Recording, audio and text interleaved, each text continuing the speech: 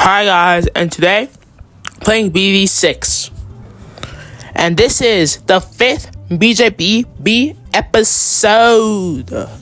This one is about the challenges of Impossible. Now, if you don't know what Impossible difficulty is, it's basically like the second or third most difficult difficulty, where everything is more expensive and balloons are more dangerous. So it's just a hard difficulty to play in, and like it's just super fun. Now this is a pretty hard game mode, and like it's super hard, so I have to play very carefully to make sure I don't lose, 'cause I only have one life. So super hard. This game, I actually started like learning new tricks more than just going for Boomerang Monkey, because with Boomerang Monkey you have to like hard to get it better, because you gotta wait until Glaze Ricochet, which is just too expensive. While with like a Wizard Ninja Start, it's much easier to get stronger, so like you can get your hero like Ben, who is more on the expensive side, being at $1,000. Now what I go for is usually a 203 or 204, because Flash Bomb is pretty strong and can go all the way to Moab, so it's pretty useful early game, and it's pretty cheap also, so you don't really have to buy that much, which is super good. And one thing I want to see is more of like trade-offs.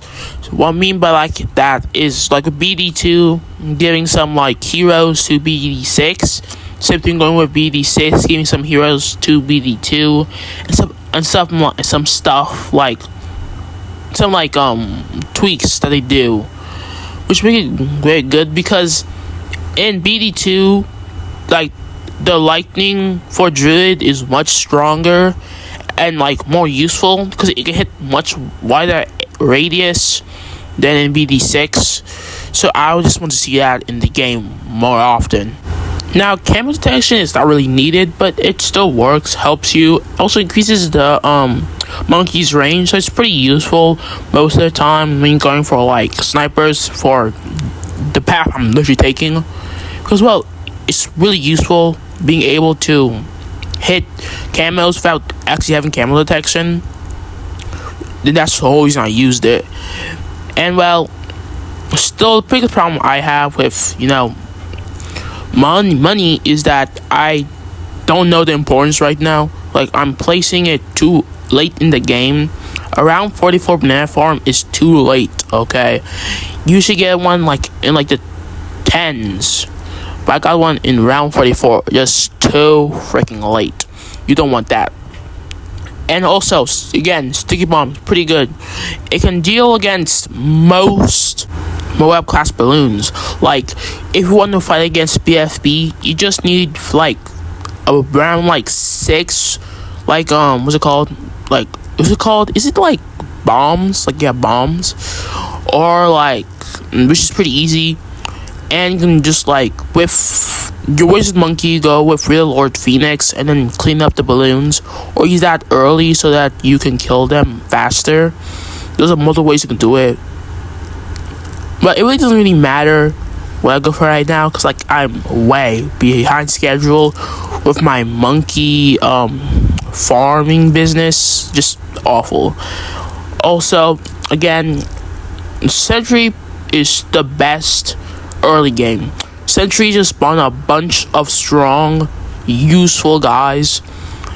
Even because all of them are literally just 1-0-0-0 dart monkeys, and you spawn 5 of them. That's basically just 5 free monkeys you placed, which is just crazy. That's why you should just almost always get them early game, because they're pretty cheap too.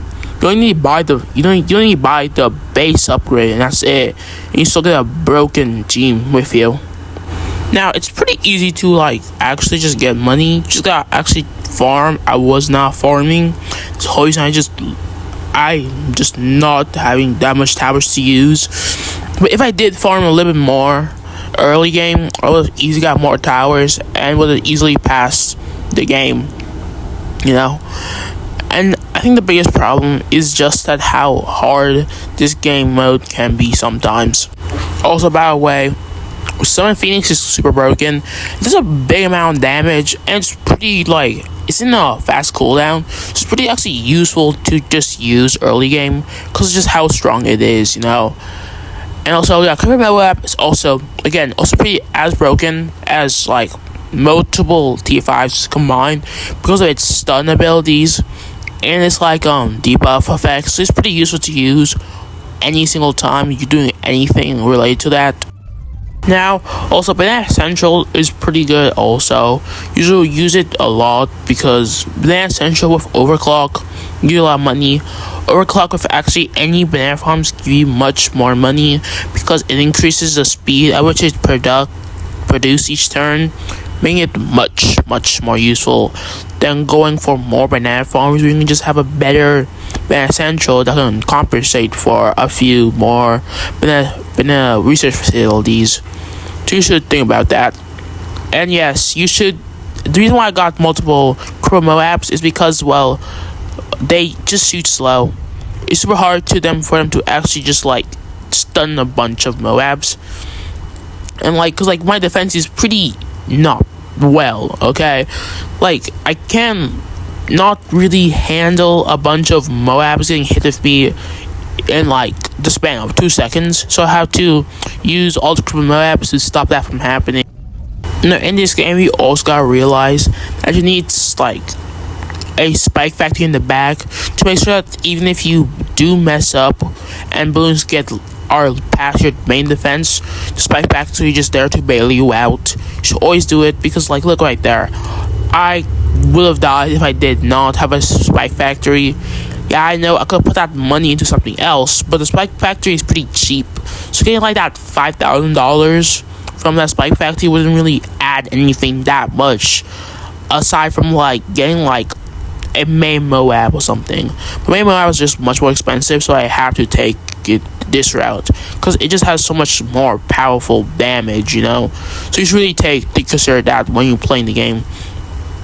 And I don't know what I was doing with this, but at least it kind of did work to protect my defense. But like, I don't think I needed that much, but it's pretty useful still.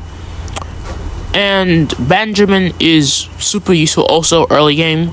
Late game, not the worst, because like, you know, you can like make balloons be one stage less, save you a bunch of money, but like it's not that useful.